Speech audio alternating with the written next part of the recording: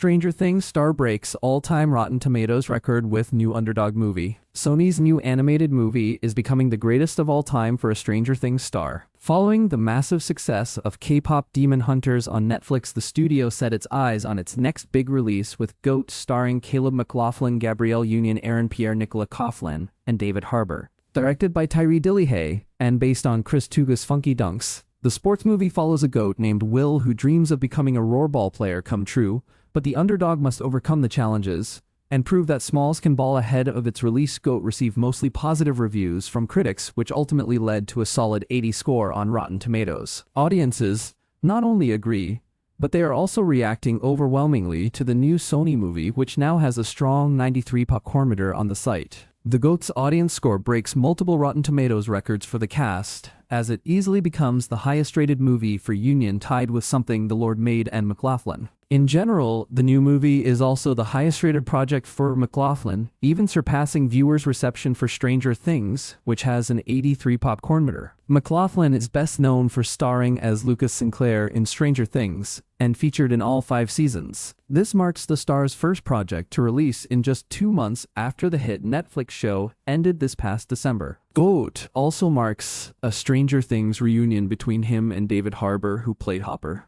The young actor has featured in 6 movies since his exposure on the series. Before GOAT's release, his best-rated movie with audiences was The Book of Clarence, which holds an 80. The Sony movie received positive reviews from critics and audiences alike, with praise for the feel-good underdog story, colorful visual effects, and the voice performances from McLaughlin. Every Caleb McLaughlin movie. Rotten Tomatoes critics score. Rotten Tomatoes audience score: High Flying Bird 2019 91.49, Concrete Cowboy 2020 80.70, Shooting Stars 2023 54.69, The Book of Clarence 2024 34.39, GOAT 2026 80.93. The positive reviews may have played a factor in GOAT's box office result, especially since this is Sony Pictures Animation's first movie to get a theatrical release in 3 years. Their last movie to go to theaters was the acclaimed Spider-Man Across the Spider-Verse, which became a $698 million hit. However, the following animations, K-pop Demon Hunters and Fixed, went straight to streaming on Netflix. K-pop Demon Hunters became a surprise sensation for Netflix and Sony, breaking multiple streaming records and currently holding the title as the streamer's most popular project ever with 325,000.